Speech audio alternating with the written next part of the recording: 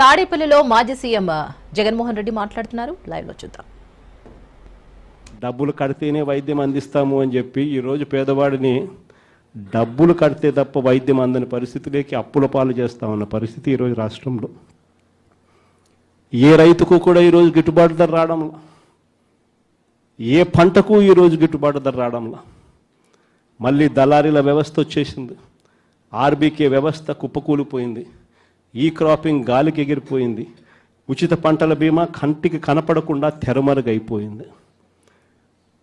పంటలు ఏదైనా వరదలు వచ్చినా నష్టం వచ్చినా వెంటనే సీజన్ ముగిసేలోగానే ఆదుకునే ఇన్పుట్ సబ్సిడీ కార్యక్రమం సీజన్లు ముగుస్తూ ఉన్నా కూడా పట్టించుకోలేని పరిస్థితి. రైతు పరిస్థితి ఈరోజు అగమ్య గోచరంగా కనిపిస్తూ ఉంది. మరోవైపున మనం కట్టిన 17 కొత్త మెడికల్ కాలేజీలు, అందులో 5 మెడికల్ కాలేజీలు మనం ఉండగానే కమిషన్ కూడా చేసాం. కాలేజీలు మొదలయ్యాయి 5 కాలేజీలు. మిగిలిన కాలేజీలు వార్ ఫుటింగ్ బేసిస్ మీద పనులు జరుగుతూ ఉన్నాయి. ఈ పెద్ద మనిషి ముఖ్యమంత్రి అయ్యాడు, కాలేజీలు కట్టాల్సింది పోయి అమ్ముతానని చెప్పి ఈ మనిషి తయారయ్యాడు. పేదవాడికి మెడికల్ కాలేజీలు అందుబాటులో లేకపోతే ఆ డిస్ట్రిక్ట్ హెడ్ క్వార్టర్స్లో ఎప్పుడైనా ఒక మెడికల్ కాలేజ్ అందుబాటులో ఉంటే దాని అర్థం ఒక మల్టీ స్పెషాలిటీ హాస్పిటల్ అందుబాటులో ఉంది అని నిదర్శనం. ఆ హాస్పిటల్స్లో ఆ కాలేజీలు అక్కడ ఉంటే అసిస్టెంట్ ప్రొఫెసర్లు అందుబాటులో ఉంటారు. ఆ కాలేజీలో పనిచేసే స్టాఫ్, పోస్ట్ గ్రాడ్యుయేట్ స్టూడెంట్స్ వీళ్ళంతా కూడా అందుబాటులో ఉండి ఒక మల్టీ స్పెషాలిటీ హాస్పిటల్ ఆ డిస్ట్రిక్ట్లో పేదలకు అందుబాటులో ఉంటుంది. ఎప్పుడైతే ఈ మెడికల్ కాలేజ్ అక్కడ అందుబాటులో ఉంటుందో, గవర్నమెంట్ మెడికల్ కాలేజ్ అందుబాటులో ఉంటుందో, అప్పుడు ప్రైవేట్ రంగంలో ఉన్న ఏ హాస్పిటల్ కూడా పేదవాడిని ఎక్స్ప్లాయిట్ చేయని పరిస్థితిలోకి వస్తాడు. ఎందుకంటే ఎక్స్ప్లాయిట్ చేసే పరిస్థితి ఉందంటే అక్కడే గవర్నమెంట్ హాస్పిటల్ ఉంది కదా, మెడికల్ కాలేజ్ ఆటికి పోతామని చెప్పి చెప్తారు ఎవరైనా కూడా. ఆ పరిస్థితి నుంచి నాశనం చేసి కాలేజీలు అమ్మడానికి సిద్ధపడ్డాడు. మన ప్రభుత్వ హయాంలో గతంలో ఎప్పుడు జరగని విధంగా, రాష్ట్ర చరిత్రలో ఎప్పుడు చూడని విధంగా మనం కొత్తగా గవర్నమెంట్ రంగంలో 3 పోర్టులు ఏకంగా కట్టడానికి శ్రీకారం చుట్టాం. ఇదే విశాఖపట్నం జిల్లాలో ప్రజలకు అందరికీ కూడా బాగా తెలుసు. మూలపేట శ్రీకాకుళం జిల్లాలో పోర్టు గతంలో ఎప్పుడు ఊహించని విధంగా శ్రీకాకుళం జిల్లాకు అభివృద్ధి బాట నడిపించే ఒక గొప్ప అడుగు ఆ పోర్టు. ఆ పోర్టులో అడుగులు వేసింది ఎప్పుడు అని అంటే మన ప్రభుత్వం వచ్చిన తర్వాతనే. అక్కడే మనం భూములు కొనుగోలు దగ్గర నుంచి, పర్మిషన్ తేవడం దగ్గర నుంచి, చివరికి ఆ పోర్టు ఇబ్బంది పడుకోకుండా ఫైనాన్షియల్ క్లోజర్ కూడా మనమే పూర్తిగా కంప్లీట్ చేసి ఏకంగా మనం 30% పనులు కూడా పూర్తి చేసే కార్యక్రమం మనం చేస్తే, చంద్రబాబు నాయుడు గారు ఇప్పుడు ఆ 3 పోర్టులను, గవర్నమెంట్ రంగంలో ఉన్న 3 పోర్టులను కమిషన్ల కోసం అమ్మడానికి ఈ పెద్ద మనిషి శ్రీకారం చుట్టాడు. ఇదే పెద్ద మనిషి చంద్రబాబు నాయుడు గారు ఇదే ఉత్తరాంధ్రలో ఎప్పుడు చూడని విధంగా ట్రైబల్ ప్రాంతాన్ని అభివృద్ధి పదంలో మనం నడిపించాం. ట్రైబల్ ప్రాంతంలో ఒక ట్రైబల్ ఇంజనీరింగ్ కాలేజ్, ట్రైబల్ ప్రాంతంలో ఒక మెడికల్ కాలేజ్, ట్రైబల్ ప్రాంతంలో ఏకంగా 5 సూపర్ స్పెషాలిటీ హాస్పిటళ్ళు ఐటీడీఏ పరిధిలో, ఏకంగా సాలూరులో ఒక ట్రైబల్ యూనివర్సిటీ కూడా అడుగులు వేగంగా మనం ముందుకు వేయి చేస్తే ఈ పెద్ద మనిషి పూర్తిగా వాటి పనుల గురించి ఈరోజు పట్టించుకునే పరిస్థితులు ఎవడూ లేని పరిస్థితులు ఈరోజు ట్రైబల్ ప్రాంతం కనపడతా ఉంది. ఈరోజు భోగాపురం ఇంటర్నేషనల్ ఎయిర్పోర్ట్ మనందరికీ కూడా పరిచయం. ఆ పనులు 5 సంవత్సరాలు చంద్రబాబు నాయుడు హయాంలో పనులు మొదలు కాల.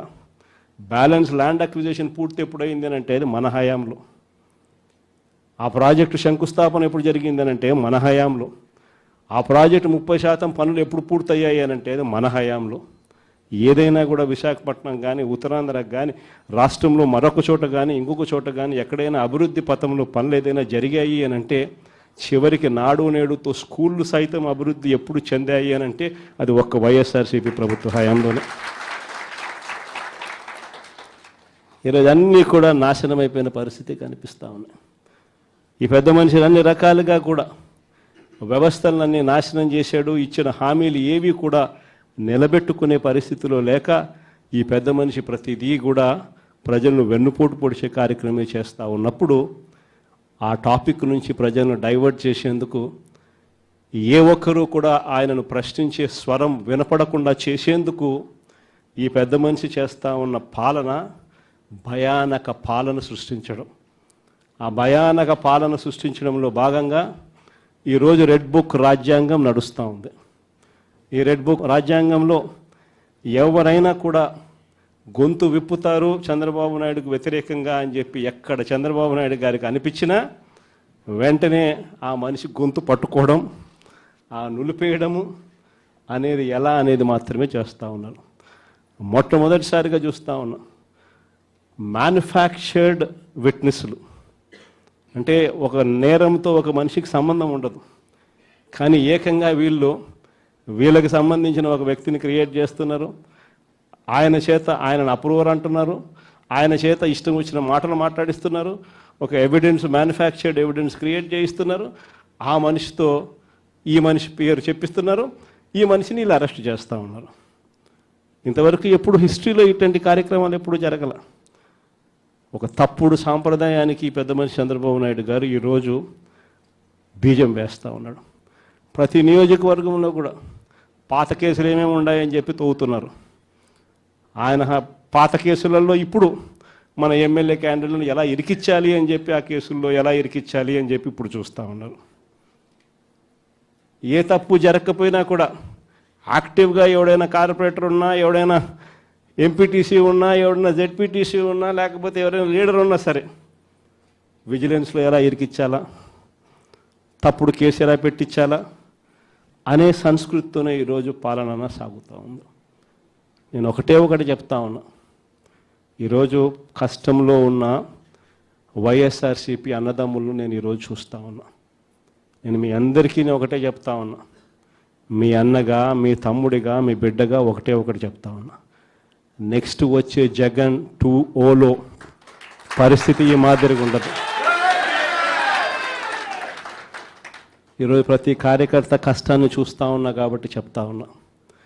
ఇంతకుముందు మన హయాంలో మనం వచ్చే టయానికే కోవిడ్ మహమ్మారి మధ్యలో 2019 జూన్లో మనం ప్రమాణ స్వీకారం చేశాం. ఆ తర్వాత ఆ మార్చిలోనే ముగియక మునిపే ఒక సంవత్సరం కూడా సరిగ్గా ముగియక మునిపే 2020 మార్చి వచ్చేసరికి వెంటనే కోవిడ్ వచ్చింది. ఆ తర్వాత 2 సంవత్సరాలు కోవిడ్తో మనం యుద్ధం చేయాల్సిన పరిస్థితుల మధ్య మన పాలన సాగింది. బహుశా కార్యకర్తలకు అనుకున్న మేరకు బహుశా నేను చేయలేకపోయి ఉండొచ్చు, కానీ ఇవాళ ఒకటే చెప్తా ఉన్నా, ఈరోజు ఈ